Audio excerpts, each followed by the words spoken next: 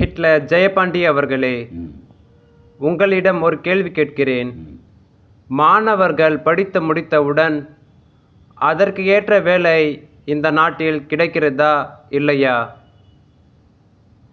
இது பற்றி உங்கள் கருத்து என்ன? வில்லியம், அருமையான கேள்வி.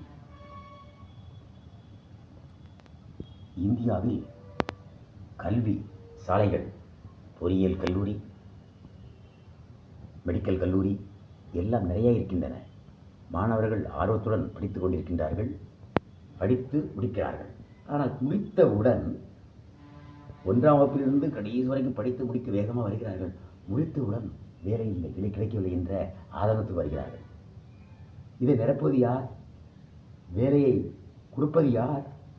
வேலையை உருவாக்குவது யார் என்றால் மத்திய சர்க்காரும் மாநில சர்க்காரும்.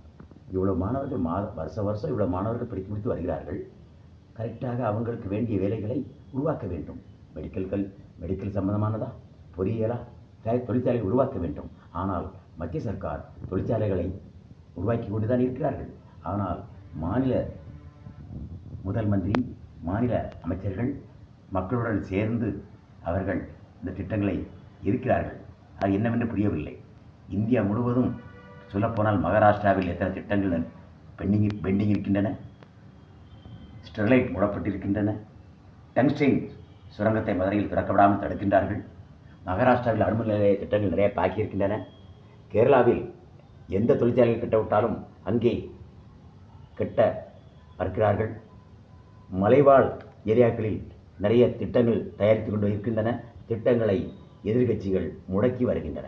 அப்படியானால் அவர்கள் மாணவருடைய கருத்தை, மாணவருடைய மனநிலையை, வாழ்க்கையை சிந்திக்கிறார்களா? இல்லை.